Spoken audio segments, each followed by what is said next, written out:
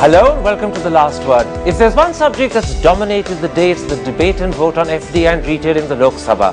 But has it cleared the way forward or simply muddied the tracks for the future?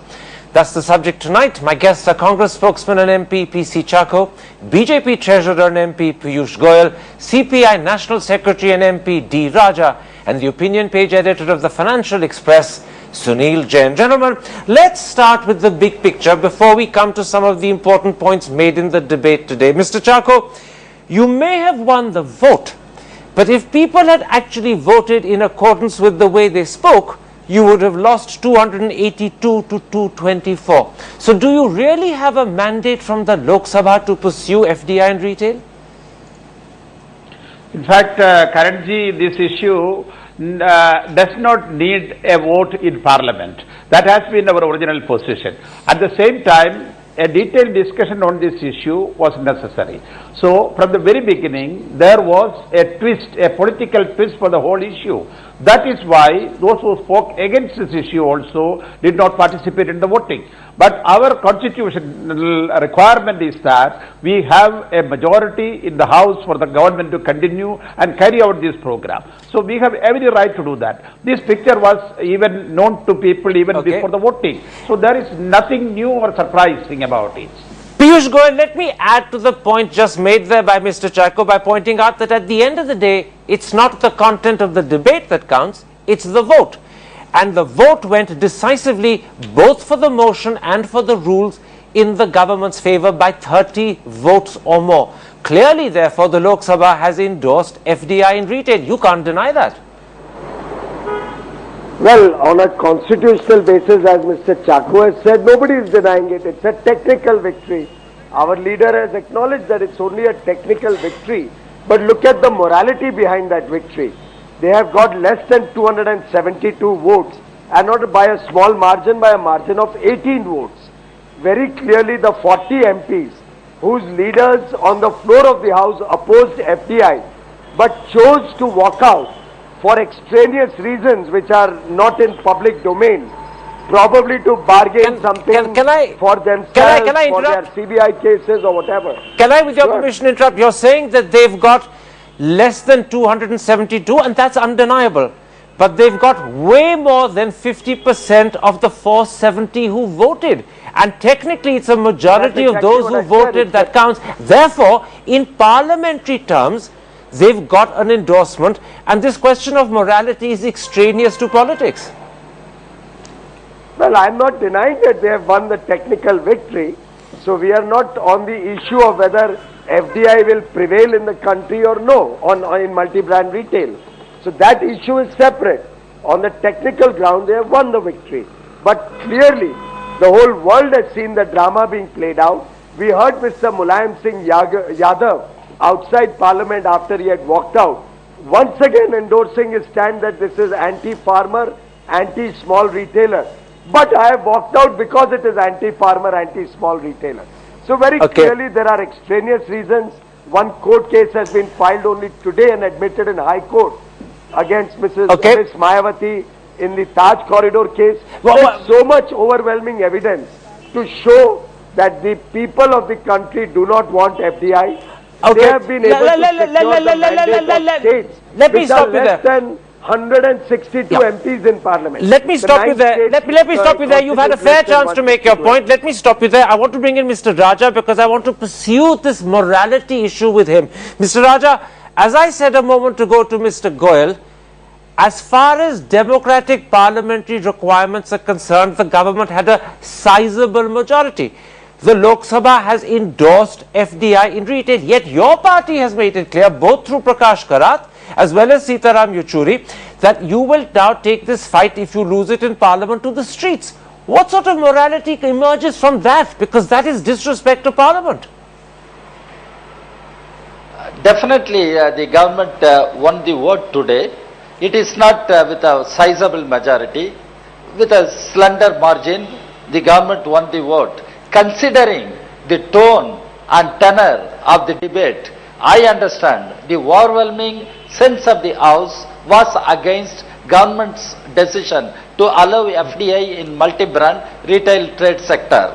That's what I understand. That is why I think whatever the government won, it is not a very spectacular win for government. It is a huge moral defeat for the government. That's a question of interpretation, but the point I was asking was a different one.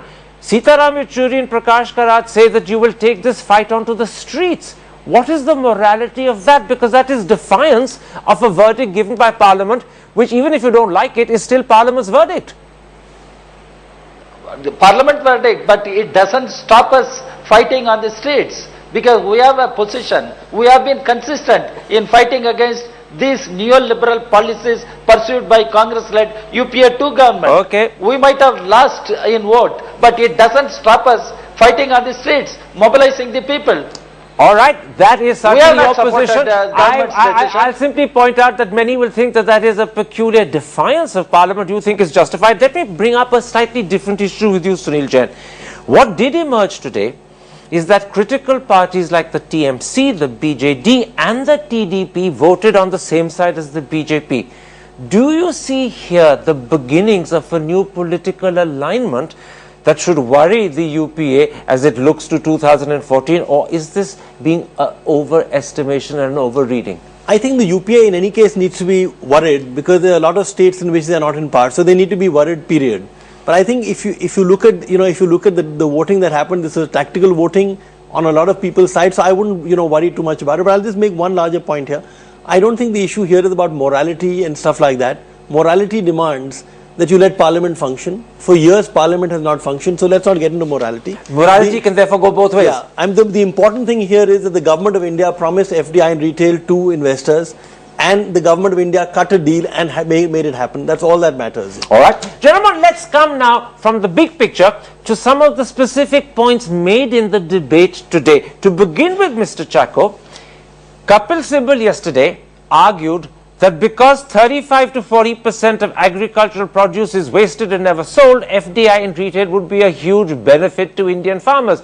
But Murli Manohar Joshi, quoting your government's own documents in great detail, showed that in fact the amount wasted in many instances is as little as 4 and 5%. The highest figure seems to be 10%. So has Kapil Sibal got his facts completely wrong?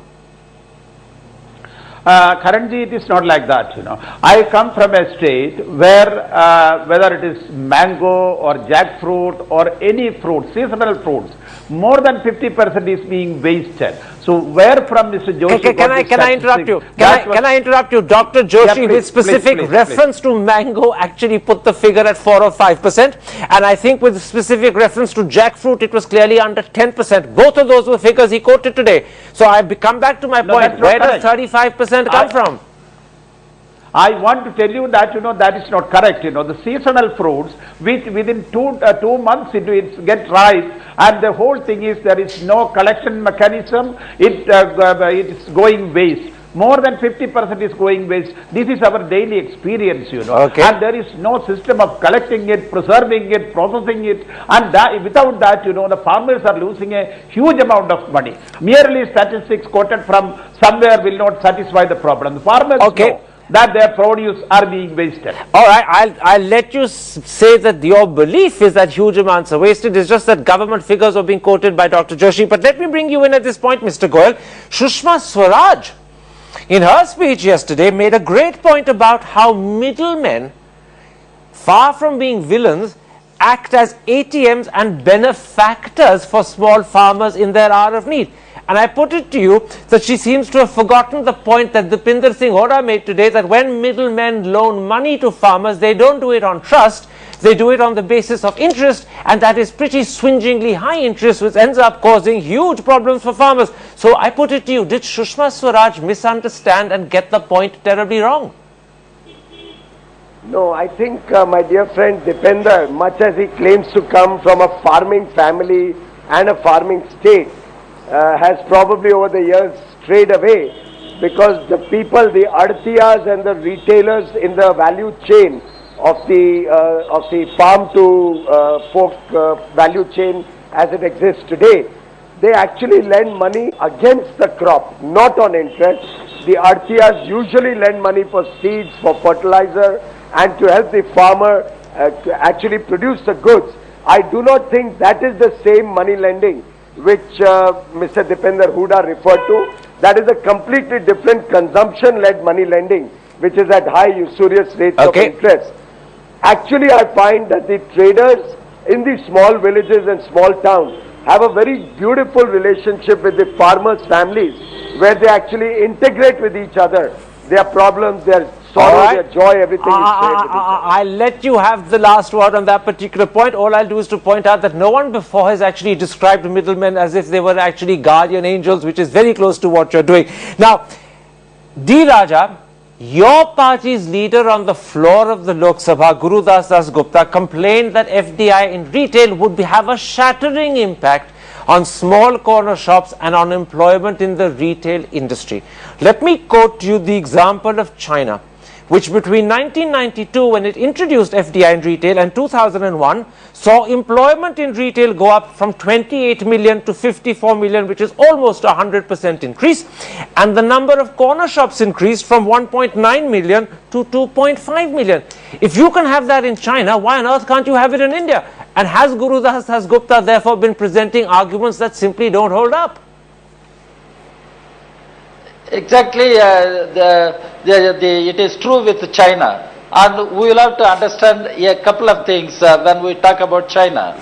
And China has a very huge domestic retail network, retail sector, and it is very huge, number one.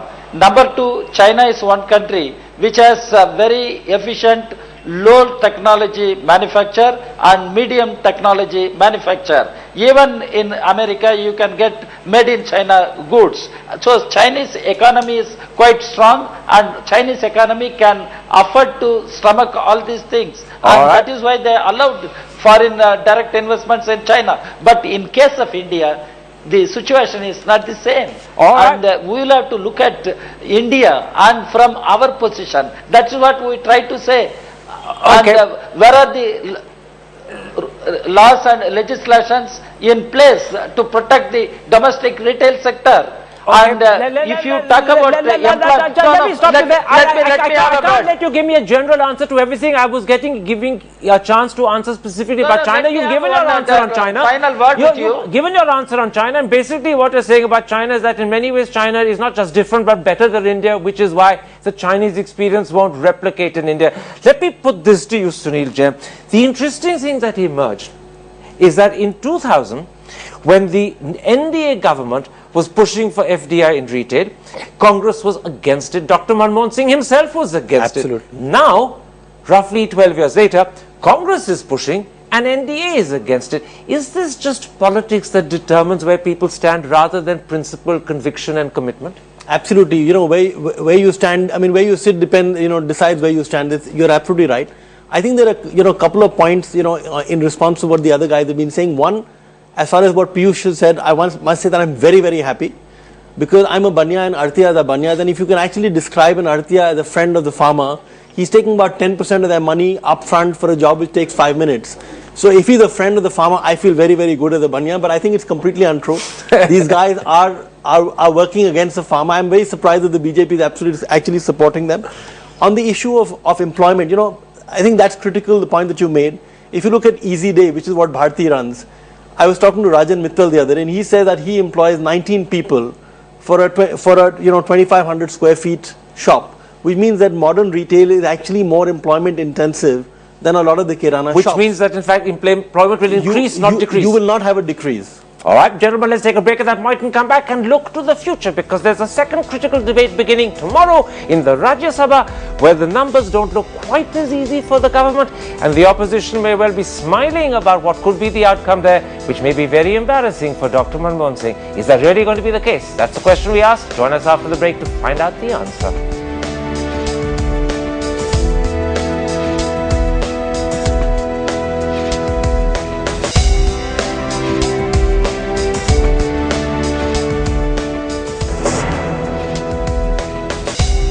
Welcome back to The Last Word. We're discussing the debate on FDI in retail. Gentlemen, let's look to the debate that's going to happen tomorrow in the Rajya Sabha and the vote that follows there on Friday. In many senses, Mr. Chakot, that is a much more difficult situation for the government, where the numbers prima facie are stacked against you.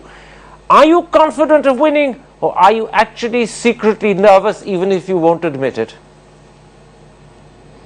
In fact, about Rajya Sabha, it's known to all that, government do not have a majority in the Rajya Sabha. In the House of 244, we are less than 100. But here is a situation that the whole thing has become a political debate.